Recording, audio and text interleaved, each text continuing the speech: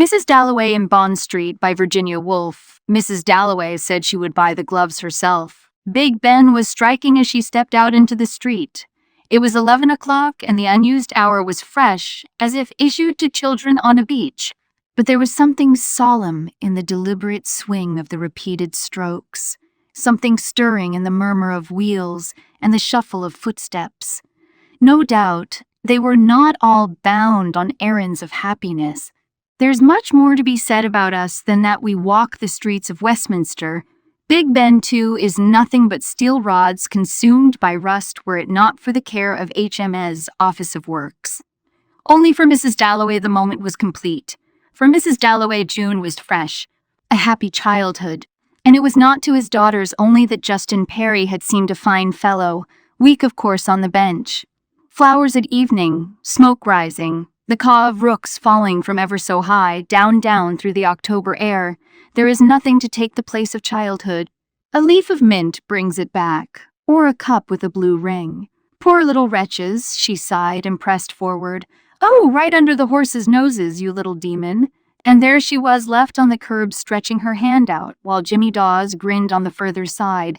A charming woman, poised, eager, strangely white-haired for her pink cheeks, Susco Purvis C.B., saw her as he hurried to his office. She stiffened a little, waiting for Dirtnall's van to pass. Big Ben struck the 10th, struck the 10th, struck the 11th stroke. The leaden circles dissolved in the air. Pride held her erect, inheriting, handing on, acquainted with discipline and with suffering. How people suffered, how they suffered, she thought, thinking of Mrs. Foxcroft at the embassy last night, decked with jewels, eating her heart out because that nice boy was dead, and now the old manor house, Dirtnall's van passed. Must go to a cousin. Good morning to you, said Hugh Whitbread, raising his hat rather extravagantly by the china shop, for they had known each other as children. Where are you off to? I love walking in London, said Mrs. Dalloway. Really, it's better than walking in the country. We've just come up, said Hugh Whitbread. Unfortunately to see doctors. Millie, said Mrs. Dalloway, instantly compassionate. Out of sorts, said Hugh Whitbread. That sort of thing. Did go right. First rate, said Clarissa. Of course she thought, walking on, Millie is about my age, 50, 52. So it is probably that Hugh's manner had said so. Said it perfectly, dear old Hugh, thought Mrs. Dalloway, remembering with amusement, with gratitude, with emotion, how shy like a brother one would rather die than speak to one's brother Hugh had always been when he was at Oxford and came over. And perhaps one of them, drat the thing, couldn't ride. How then could women sit in Parliament? How could they do things with men? For there is this extraordinarily deep instinct, something inside one. You can't get over it. It's no use trying. And then, like Hugh, respect it without our saying it, which is what one loves, thought Clarissa, in dear old Hugh. She'd passed through the Admiralty Arch and saw at the end of the empty road with its thin trees Victoria's white mound, Victoria's billowing motherliness, amplitude and homeliness, always ridiculous, yet how sublime, thought Mrs. Dalloway, remembering Kensington Gardens and the old lady in horn spectacles and being told by Nanny to stop dead still and bow to the Queen. The flag flew above the palace. The King and Queen were back then. Dick had met her at lunch the other day, a thoroughly nice woman.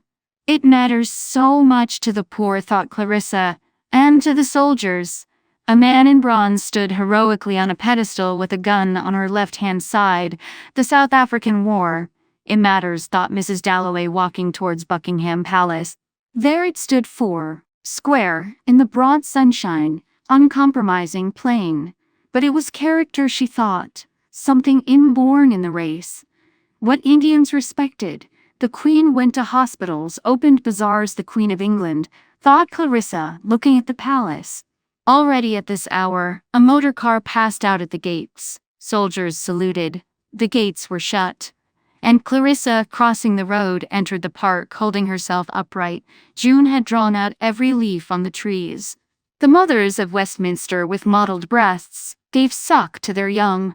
Quite respectable girls lay stretched on the grass.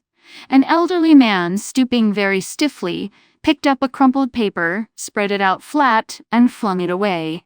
How horrible! Last night at the embassy, Sir Dighton had said if I want a fellow to hold my horse, I've only to put up my hand.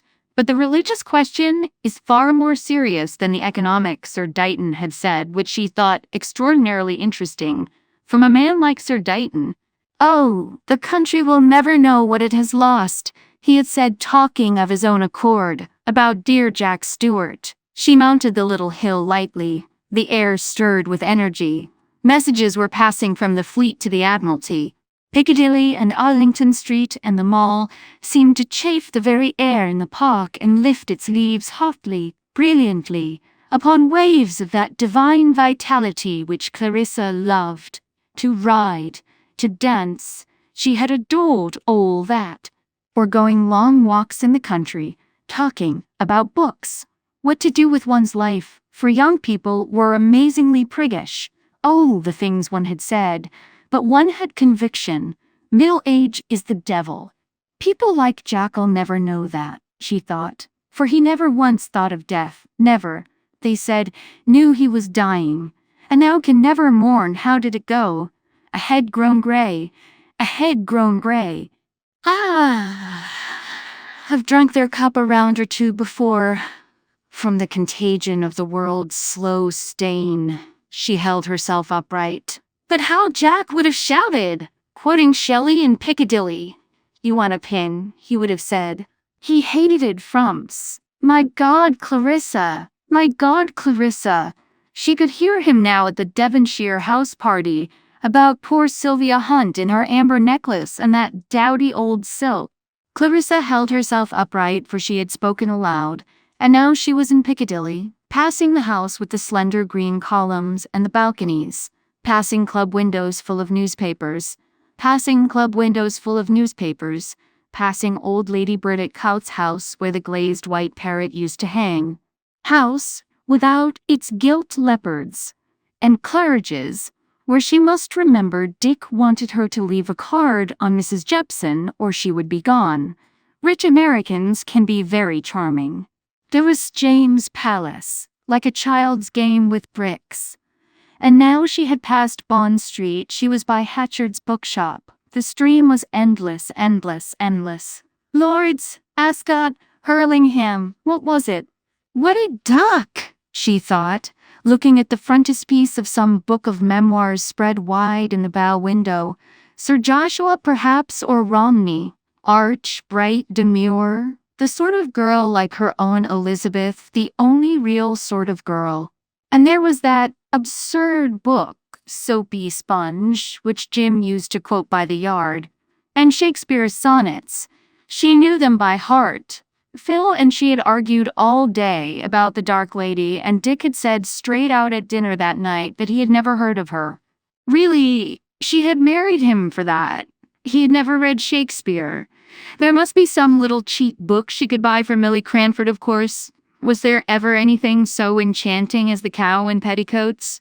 If only people had that sort of humor, that sort of self-respect now, thought Clarissa, for she remembered the broad pages, the sentences ending, the characters, how one talked about them as if they were real.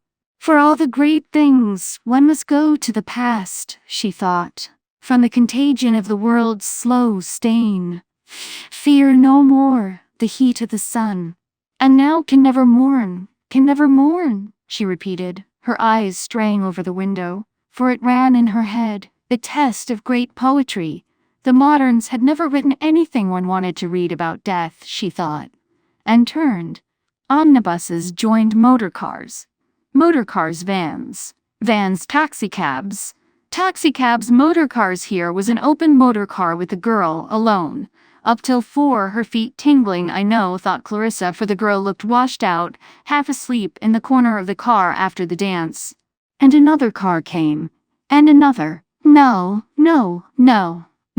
Clarissa smiled good-naturedly. The fat lady had taken every sort of trouble, but diamonds, orchids, at this hour of the morning. No. The excellent policeman would, when the time came, hold up his hand. Another motor car passed. How utterly unattractive. Why should a girl of that age paint black round her eyes? And a young man with a girl at this hour, when the country The admirable policeman raised his hand, and Clarissa, acknowledging his sway, taking her time, crossed, walked towards Bond Street, saw the narrow crooked street, the yellow banners, the thick-notched telegraph wires stretched across the sky. 100 years ago, her great-great-grandfather Seymour Perry, who ran away with Conway's daughter, had walked down Bond Street. Down Bond Street the Perrys had walked for 100 years, and might have met the Dalloways, Lates on the mother's side, going up. Her father got his clothes from Hills. There was a roll of cloth in the window, and here just one jar on a black table, incredibly expensive, like the thick pink salmon on the ice block at the fishmonger's. The jewels were exquisite pink and orange stars, paste, Spanish, she thought, and chains of old gold, starry buckles, little brooches which had been worn on sea green satin by ladies with high headdresses, but no good looking. One must economize. She must go on past the picture dealers where one of the odd French pictures hung, as if people had thrown confetti pink and blue for a joke. If you had lived with pictures, and it's the same with books and music, thought Clarissa, passing the Aeolian Hall, you can't be taken in by a joke. The river of Bond Street was clogged. There, like a queen at a tournament, raised, regal, was Lady Bexborough. She sat in her carriage, upright, alone, looking through her glasses. The white glove was loose at her wrist. She was in black, quite shabby, yet, thought Clarissa, how extraordinarily it tells, breeding, self-respect, never saying a word too much or letting people gossip. An astonishing friend. No one can pick a hole in her after all these years. And now there she is, thought Clarissa, passing the countess who waited powdered, perfectly still, and Clarissa would have given anything to be like that, the mistress of Clarefield, talking politics, like a man. But she never goes anywhere, thought Clarissa, and it's quite useless to ask her. And the carriage went on, and Lady Bexborough was borne past like a queen at a tournament, though she had nothing to live for and the old man is failing. And they say she is sick of it all, thought Clarissa, and the tears actually rose to her eyes as she entered the shop. "Good morning," said Clarissa in her charming voice. "Gloves," she said with her exquisite friendliness, and putting her bag on the counter began, very slowly, to undo the buttons. "White gloves," she said, above the elbow, and she looked straight into the shopwoman's face. But this was not the girl she remembered. She looked quite old. "These really don't fit," said Clarissa. The shopgirl looked at them. "Madam wears bracelets." Clarissa spread out her fingers. "Perhaps it's my rings." And the girl took the gray gloves with her to the end of the counter. "Yes," thought Clarissa, "if it's the girl I remember, she's 20 years older." There was only one other customer, sitting sideways at the counter, her elbow poised, her bare hand drooping, vacant, like a figure on a Japanese fan, thought Clarissa. Too vacant, perhaps, yet some man would adore her. The lady shook her head sadly. Again the gloves were too large. She turned round the glass. Above the wrist she reproached the gray-headed woman, who looked and agreed. They waited. A clock ticked. Bond Street hummed, dull, distant. The woman went away holding gloves. "Above the wrist," said the lady mournfully, raising her voice. And she would have to order chairs, ices, flowers, and cloakroom tickets, thought Clarissa. The people she didn't want would come. The others wouldn't. She would stand by the door. They sold stockings, silk stockings. "A lady is known by her gloves and her shoes," old Uncle William used to say. And through the hanging silk stockings, quivering silver, she looked at the lady, sloping-shouldered, her hand drooping, her bag slipping, her eyes vacantly on the floor. It would be intolerable if dowdy women came to her party. Would one have liked Keats if he had worn red socks? Oh, at last she drew into the counter, and it flashed into her mind. "Do you remember before the war you had gloves with pearl buttons?" "French gloves, madame." "Yes, they were French," said Clarissa. The other lady rose very sadly and took her bag, and looked at the gloves on the counter. But they were all too large, always too large at the wrist. "With pearl buttons," said the shop girl, who looked ever so much older. She split the lengths of tissue paper apart on the counter. "With pearl buttons," thought Clarissa, perfectly simple, how French, Madame's hands are so slender, said the shop girl, drawing the glove firmly, smoothly down over her rings. And Clarissa looked at her arm in the looking-glass. The glove hardly came to the elbow. Were there others half an inch longer? Still, it seemed tiresome to bother her, perhaps the one day in the month, thought Clarissa, when it's an agony to stand. Oh, don't bother, she said, but the gloves were brought. Don't you get fearfully tired, she said in her charming voice, standing. When you get your holiday, in September, madam, when we're not so busy. When we're not so busy, when we're in the country, thought Clarissa. Or shooting. She has a fortnight at Brighton, in some stuffy lodging. The landlady takes the sugar. Nothing would be easier than to send her to Mrs. Lumley's right in the country, and it was on the tip of her tongue. But then she remembered how, on their honeymoon, Dick had shown her the folly of giving impulsively. It was much more important, he said, to get trade with China. Of course he was right, and she could feel the girl wouldn't like to be given things. There she was in her place. So was Dick. Selling gloves was her job. She had her own sorrows quite separate, and now can never mourn, the words ran in her head, from the contagion of the world's slow stain, thought Clarissa, holding her arm stiff, for there are moments when it seems utterly futile. The glove was drawn off, leaving her arm flecked with powder. Simply, one doesn't believe, thought Clarissa, any more in God. The traffic suddenly roared. The silk stockings brightened. A customer came in. White gloves, she said with some ring in her voice that Clarissa remembered. It used, thought Clarissa, to be so simple. Down, down through the air came the caw of the rooks. When Sylvia died, hundreds of years ago, the yew hedges looked so lovely with the diamond webs in the mist before early church. But if Dick were to die tomorrow, as for believing in God, no, she would let the children choose. But for herself, like Lady Bexborough, who opened bazaar, they say, with a telegram in her hand wrote in, her favorite killed, she would go on. But why, if one doesn't believe? For the sake of others, she thought, taking the glove in her hand.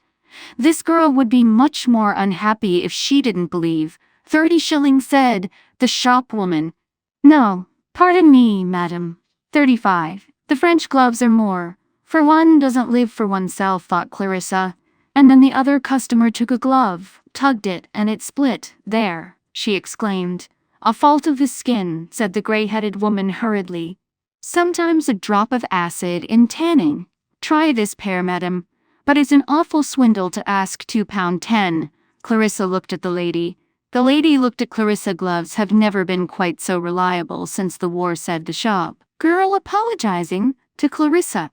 But where had she seen the other lady? Elderly, with a frill under her chin, wearing the black ribbon for gold eyeglasses. Sensual, clever, like a sergeant drawing.